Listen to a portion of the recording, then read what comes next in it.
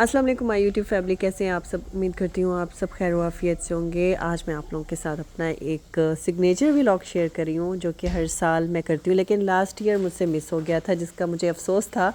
क्योंकि मैं मतलब 3-4 सालों से आपके साथ रेगुलर होके हर साल ये शेयर करती हूँ व्लॉग, और मेरा ये व्लॉग सब ने बहुत ज़्यादा पसंद भी किया था। तो चलें फिर आज का व्लॉग स्टार्ट करते हैं।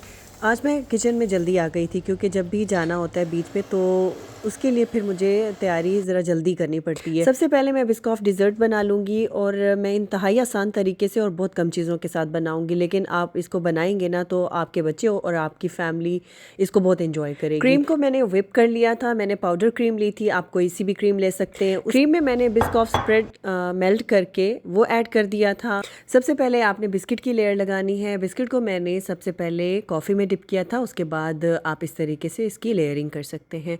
फिर इसके बाद आप इसमें क्रीम ऐड करेंगे जो हमने प्रिपेयर की है, और इसी तरीके से आप जो स्टेप्स हैं वो रिपीट करते जाएं। एक लेयर बिस्किट्स की होगी और दूसरी लेयर जो है वो क्रीम की होगी, लेकिन जो लास्ट लेयर होगी वो स्प्रेड की होगी। स्प्रेड को आप पहले मेल्ट कर लेंगे ओवन में, और उसके बाद फिर आपने उसको टॉप पे जो है वो स्प्रेड कर देना है। फिर उसके ऊपर से आपने बिस्किट का जो क्रंच है वो ऐड कर देना है। आप ये डिज़र्ट ईद पे भी बना सकते हैं, और बच्चों को अगर आप ये टास्क दे दें तो वो शायद और ज़्यादा अच्छे तरीके से बनाएंगे। लाइक जैसे मेरे बेटे ने कहा कि इसको डेकोरेट मैं खुद करूँगा, और फिर वो ये केक जेनरस होके बनाएंगे। लाइक हर चीज़ उन्होंने जेनरस अमाउंट में ऐड करनी है क्योंकि ये सब बच्चों का फेवरेट है। मैंने इसमें थोड़ा जो बिस्किट क्रम्ब होता है वो थोड़ा ऐड करना था, लेकिन उसने टॉप लेयर जो है वो सारी भर दी थी क्योंकि बच्चों को पसंद है। तो लेकिन अच्छा लग रहा था, क्रंची जब बाइट आती है ना क्रीम के साथ तो बहुत अच्छा लग रहा होता है खाने में। तो बड़े तो खैर थोड़ा ही ट्राई कर सकते हैं, वैसे तो बच्चों को भी नहीं इतना खाना चाहिए, लेकिन बस थोड़ा बहुत चलता है। तो यहाँ पे डिज़र्ट हो गया तैयार, इसको मैं रख दूँगी फ्रिज में पैक करके।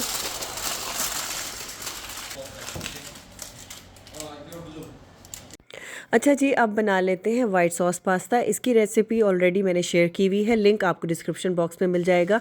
अगर मैं भूल जाया करूँ ना तो प्लीज़ एक कमेंट करके आप मुझे बता दिया करें। वैसे लास्ट वीडियो पे भी मैंने कह के जो है वो फिर भूल गई थी, लेकिन उसके बाद जब कमेंट आया था तो फिर मुझे याद आया, तो जल्दी से मैंने डिस्क्रिप्शन बॉक्स में ना लिंक शेयर कर दिया था, तो आप वहाँ से प्लीज़ चेक कर सकते हैं। ये पास्ता भी बहुत मज़े का बनता है।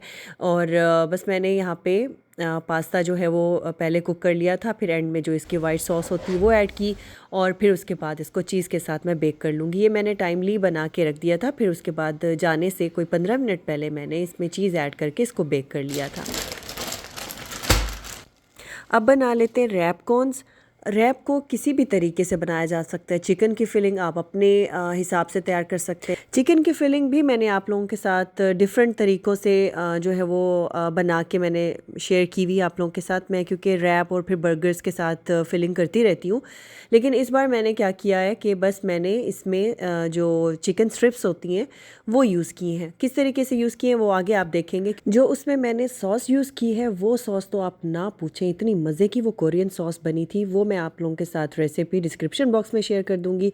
अभी थोड़ी जल्दी थी, वो मेरी बेटी ने बना ली थी तो मैं उसको रिकॉर्ड नहीं कर सकी हूँ। रैप्स को इस तरीके से काट के मैंने कोन्स बना ली थी। लाइक मैं आप लोगों ने पीछे सारा तरीका देखा होगा, और फिर इसको मैंने थोड़ी देर के लिए बेक कर लिया था ताकि थोड़ी ये क्रंची हो जाए कोन्स। तो जी अभी यहाँ पे मैंने चिकन स्ट्रिप्स को जो है वो छोटे छोटे पीसेस में कर लिया था, और अब मैं उसमें सॉस ऐड कर रही हूँ। उसके साथ मिक्स कर लूँगी, और बस फिर कोन्स में हम इसकी फिलिंग कर लेंगे। एक मैं सैलेड लीफ लूँगी और साथ में मैं ये चिकन जो है वो डालती जाऊँगी। कोन्स हमारी तैयार हो जाएंगी। इतनी मज़े की लग रही थी ना, आप इसको ज़रूर ट्राई करना। अच्छा, इस फिलिंग को आप किसी भी तरीके से यूज़ कर सकते हैं। अगर आप ये कोन्स ना भी बनाना चाहें तो आप किसी भी तरीके से अगर आपको ये मुश्किल लगे, हालांकि मुश्किल नहीं है, आसान ही है, और आप इस तरीके से बना सकते हैं। तो बस आप ये स्नैक बना लीजिए पिकनिक्स के लिए, और इफ़्तार में अभी मतलब आप बना सकते हैं। अभी जो है वो कुछ रोज़े बाकी हैं तो आप इस रेसिपी को ट्राई कर सकते हैं। तो गर्मा गर्म खाएंगे तो ज़्यादा मज़े के लगेंगे। हाँ, अगर आप बाहर कहीं पिकनिक में या कहीं लेके जाना चाह रहे हैं तो वहाँ थोड़े ठंडे हो जाते हैं। लाइक जैसे हम लोग लेके गए बीच पे तो ठंडे हो गए थे। रीज़न ये थी कि बहुत ज़्यादा हवा चल रही थी, तो मैं इंतज़ार कर रही थी कि ये विंड जो है वो कम हो और मैं फिर अपना ये व्लॉग बनाऊँ। इसकी वजह से लेट भी हुई हूँ, लेकिन फ़ायदा भी कोई ना हुआ क्योंकि हवा वैसी की वैसी थी। आजकल जो है वो बहुत तेज़ हवा चल रही होती है, और फिर जिस साइड पे हम लोग बैठते हैं तो वहाँ पे उसका जो हवा का प्रेशर होता है ना, प्रेशर या जो भी आप कह लें, वो बहुत ज़्यादा होता है। अच्छा जी, बाकी चीज़ें बन गई थी तो अब मैं यहाँ पे फ्रूट प्लेटर बना रही हूँ। फ्रूट चाट नहीं बना के लेके जाना चाह रही थी, तो मैंने सोचा कि इस तरीके से बस फ्रूट निकाल लेती हूँ और मैं जब भी कलरफुल जो है वो फ्रूट देखती हूँ ना, तो मुझे अल्लाह ताला पे बहुत प्यार आता है। देखिए अल्लाह ताला ने क्या-क्या चीज़ हमारे लिए नहीं बनाई है। हर चीज़ का एक खूबसूरत सा कलर, टेस्ट भी अलग। अल्हम्दुलिल्लाह फॉर एवरीथिंग। तो अभी बस यहाँ पे मैं ये भी पैक कर लूँगी और वैसे तो मुश्किल होता है इस तरह ले जाना, लेकिन ये है कि मैं मैनेज कर लेती हूँ। मुझे अच्छा लगता है कि प्रेजेंटेबल जो है वो बीच पे इफ़्तार होना चाहिए। वैसे तो डिस्पोजेबल स्टफ़ मैं यूज़ कर सकती थी, लेकिन मुझे थोड़ा इससे प्रेजेंटेबल बनाना होता है, तो इसलिए फिर मैं ये वाले बर्तन यूज़ करती हूँ। अच्छा जी, अभी यहाँ पे मैं ड्रिंक्स के लिए बास्केट बना लूँगी। तो पहले मैंने सोचा कि इन्हीं ड्रिंक्स के साथ काफ़ी रहेगा, लेकिन जब तक हमारा अपना रूह अफ़ज़ा ना हो ना, तो मज़ा नहीं आता। तो बच्चों के लिए तो ठीक है, लेकिन मुझे जो है वो रूह अफ़ज़ा ज़्यादा अच्छा लगता है। मैं स्टीविया के साथ बना लेती हूँ, तो बाकी शुगर वग़ैरह उसमें ऑलरेडी होती है रूह अफ़ज़ा में। लेकिन ये रूह अफ़ज़ा नसीब में नहीं था। वो कैसे कि ये बॉटल हमने पकड़ाई हुरब के हाथ में, तो उसे पता नहीं चला। जब उसने वहाँ जाके रखी तो वो तो वहाँ पे पत्थर थे, तो उसे अंदाज़ा नहीं हुआ। उसने ज़ोर से रखी और बॉटल उधर ही टूट गई। सारा रूह अफ़ज़ा जो है वो बीच में बहता हुआ गया। तो मैंने कहा शायद ये हमारे नसीब में नहीं था। तो बस अभी यहाँ पे सारी चीज़ें हम लोगों ने गाड़ी में रख दी थी। आज हम लोग 15 मिनट्स पहले निकले हैं। हमेशा मैं 5:45 पे निकलती हूँ, शुक्र अल्हम्दुलिल्लाह। 15 मिनट अर्ली हुई हूँ, लेट नहीं हुई हूँ। तो चलें बस निकलते हैं। अभी चीज़ें वगैरह रख ली हैं, बच्चे भी बैठ गए हैं और 15 मिनट्स का जो है वो ट्रैवल आफ्टर लॉन्ग टाइम। हमेशा जब भी मैं कैमरा ऑन करती हूँ इरफान अपना पेट देखने लग जाते हैं। रमजान की बरकत। It's becoming less, right?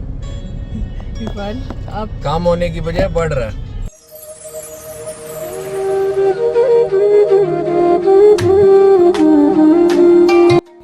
पहले सोचा कि लोकेशन इस बार चेंज कर लेती हूँ, लेकिन फिर नहीं चेंज कर सकी और ज़िंदगी रही। और अगर मैं चैनल पे रही तो इंशाल्लाह अगले साल तो ज़रूर चेंज करूँगी, क्योंकि यहाँ पे बहुत ज़्यादा हवा होती है। तो इस बार तो हवा ने हमें बहुत ज़्यादा तंग किया। आगे आप देखेंगे बड़ी मुश्किल से हमने वहाँ पे मैनेज किया। कारपेट ही नहीं हम लोग बिछा पा रहे थे, तो कारपेट नहीं अगर ठीक तरीके से हम बिछा सकते तो फिर चीज़ें रखना भी बहुत मुश्किल हो जाता है। फिर उसके बाद अब थोड़ा वेदर भी जो है वो ठंडा था, तो हवा भी ठंडी थी।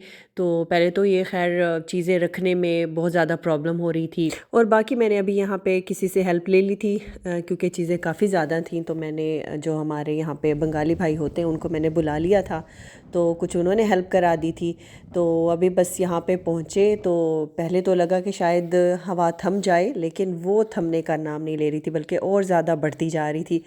तो मैंने भी ठान ली थी कि यहीं पे ही बैठना है और यहीं पे ही इफ़्तार करना है।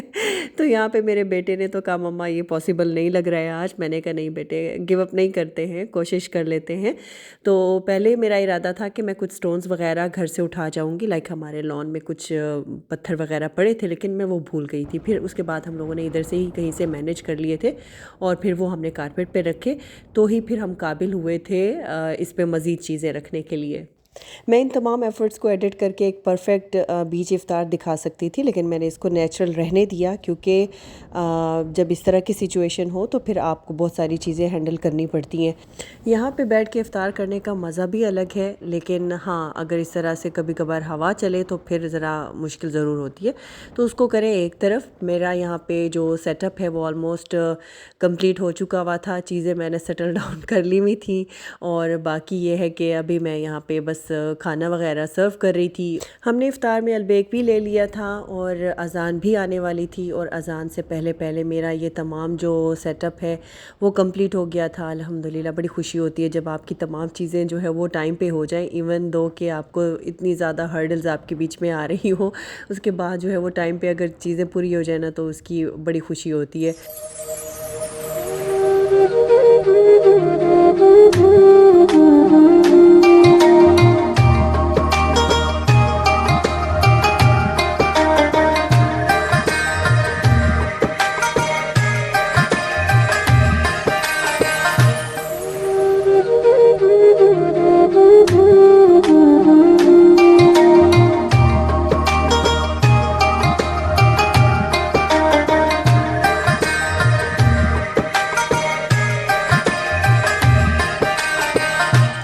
ये था आज का व्लॉग। आपने व्लॉग को लाइक ज़रूर करना है, और अगर इस व्लॉग में आप लोगों को थोड़ी सी भी कोई चीज़ अच्छी लगी हो तो आपने चैनल को सब्सक्राइब ज़रूर करना है।